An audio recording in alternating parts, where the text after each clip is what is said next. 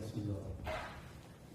사랑이 많으신 하나님 아버지, 부족한 저희 간증할 수 있게 허락해 주신 은혜에 진심으로 감사드립니다.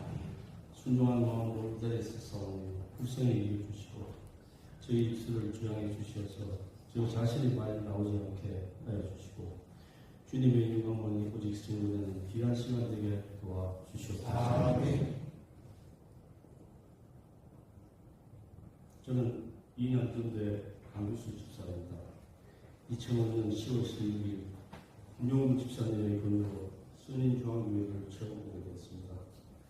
새벽기도로 나오고 말씀도 열심히 보고 나름 열심으로 달려온 신앙을 한다고 해야지만 신앙생활을 한 지 4년 동안 믿었던 분에게 사기를 당해 3년 동안 대인기피증에 걸려 고생했고 이렇게 되다 보니 사업도 어려워졌고 결국 집에 빨간 딱지가 붙어서 쫓기듯 작은 집으로 이사를 가야 했습니다. 다행히 신용정보에 다니시는 좋은 분을 만나 사기꾼이 해결되면서 다시금 출발할 수 있게 되었습니다. 이때는 전부 다 사기꾼으로 보였습니다. 사업도 어려운데 의료보험비가 왜 그리 많이 나오는지 30만 원이나 가까이 나와서 부득이 타고 다니던 스트레스를 털고 화물차로 출정을 하게 되었습니다.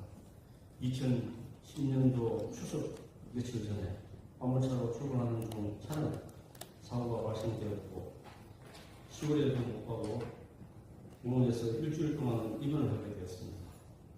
입원해 있는 동안 성경 말씀을 듣게 되었는데 이때 로마서 8장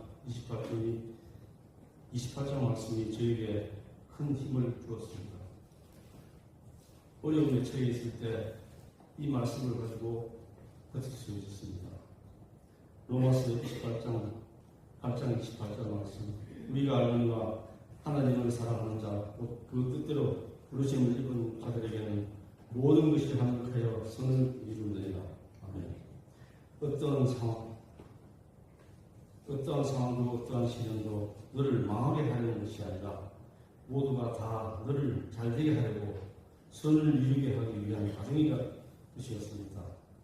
이 말씀을 듣고 마음을 고쳐먹고 자신이 주관하고 사려고 하는 자세를 바꾸어 우리 인생을 주관하시는 주님의 말씀에 집중하도록 하게 되었습니다. 요한복음 8장 31절에서 32절 말씀, 너희가 내 말에 거하면 내 제자가 되고 진리를 알지니 진리가 너희를 자유케 하리라. 결국 말씀 안에 이르렀습니다. 간증을 준비하면서 우연히 기도하는 중이었습니다. 이때 저에게 찬송을 떠올려 주셨습니다. 왜 나만 겪는 고난이라고 불평하지 마세요. 고난의 저편에 있는 주님이 주신 축복 미리 보면서 감사하세요. 왜 이런 슬픔 찾아왔는지 원망하지 마세요. 당신이 이런 것보다 주님께 받을 은혜 더욱 마음에 감사하세요습니다. 힘을 내세요. 주님이 손가락고 계시잖아요. 주님이 나와 함께 함께함을 믿는다면 어떠한 고난도 역경도 이기고 견딜 수 있다는 가사였습니다. 순간 많은 위로를 받았습니다. 사람이 마음으로 자기 길을 계획할지라도 그의 걸음을 인도하시는 이는 유하십니다. 아멘. 저는 오늘 부족함 많고 아무 능력 없는 무지한 죄인들에도 불구하고 과분하게 저희 아들에게 행하여 주신 하나님의 은혜에 대해서 간증을 하고자 합니다. 저희 아들은 무엇을 해야 할지, 무엇을 할 줄 아는지 감가를 하지 못하는 모습 때문에 저희 가정에서 안타깝게 바라보며 염려와 근심으로 붙잡고 있는 염려일 뿐이었습니다. 아들을 고등학교를 보내야 하는데 실기를 보는 게 낫느냐 주변에서 많은 분류를 하였습니다. 저는 실기를 보내면 더 나빠질 것 같은 생각이 들어가지고 인문계를 하되 고등학교까지만 공부를 시키자고 결심하게 되었습니다. 고등학교 입학한 첫날 걱정되는 마음에 노는 아이들과 어울리면 안 될 것 같아서 뒤를 따라가게 되었습니다. 학교 가는 길이 인도를 따라가는 길이로 가면 되는데 3m 높이의 계단으로 올라가서 아파트로 경유하여 가는 길로 가는 것이었습니다.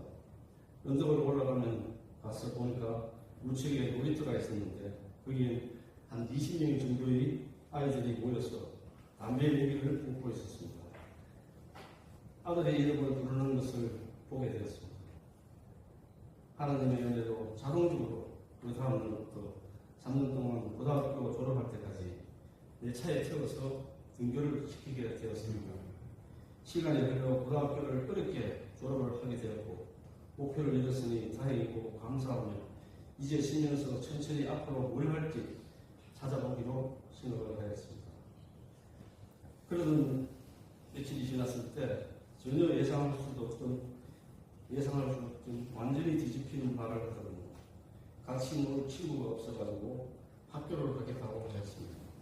파주에 있는 동공대를 가겠다고 하였습니다. 의의가 없었지만 한 번 기회를 더 주기로 했고 한 학기를 다니게 되었습니다.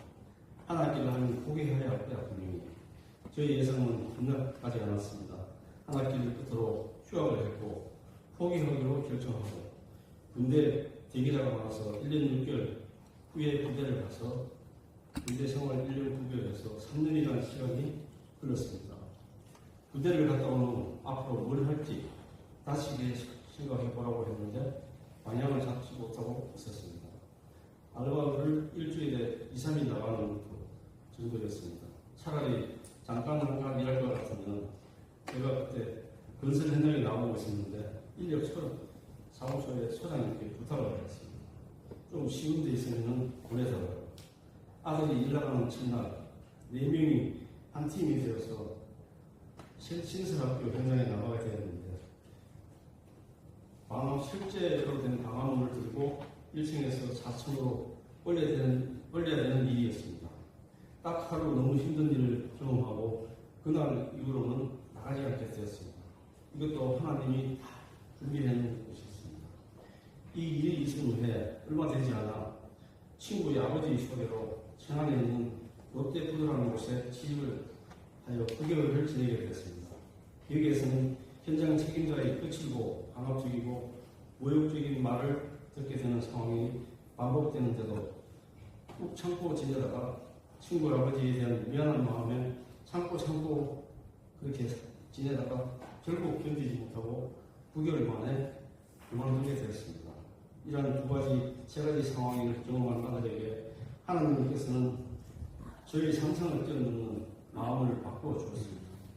공부가 힘들지만 왜 해야 되는지 또 오히려 공부가 더 쉽다는 마음을 가지게 해주었습니다. 2017년 9월경 천안에서 올라온 아들이 할 말이 있다고 해서 카페에 나갔는데 서울 시립대 토목과에 다니는 친구가 같이 나와 있었습니다. 그 친구도 전문대를 다니면서 학점은행이라는 걸 통해서 자격증을 따고 지금 서울 시립대에 편입한 상황이었습니다. 우리 아들에게 같은 과정을 밟아서 자격증을 딸 수 있게 도와주겠다면서 한번 기회를 달라는 것이었습니다. 이때부터 시립대 근처에 있는 숙소까지 불러서 힘든 부분은 봐주고 심지어 도서관에 데려가서 너희 경쟁자들이라고 자본을 주면서 훈련하여 2년의 기회가 되는 2019년 12월 말에 2개의 자격증을 따게 되었습니다.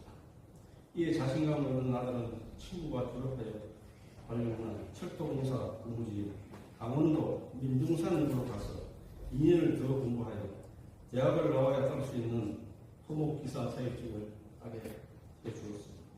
참고로 민둥산 역은 여름에도 밤에는 나가면은 긴팔을 입어야 할 정도로 추운 곳이라고 하였습니다. 한 번도 경험하지 못한 추위라 지금도 잊을 수 없다고 하였습니다. 이전에 목사님께서 설교 중에 강 집사님은 하나님의 구하심을 느끼신다라고 하였습니다. 이 모든 것이 하나님께서 저와 저희 가정에 베풀어주신 가분한 오해의 은혜였음을 고백합니다. 시편 23편 14절 말씀 내가 사망의 음침한 골짜기를 다닐지라도 해를 두려워하지 않는 것을 주께서 나와 함께 하십니다. 주의 지팡이가 나를 안위하리라.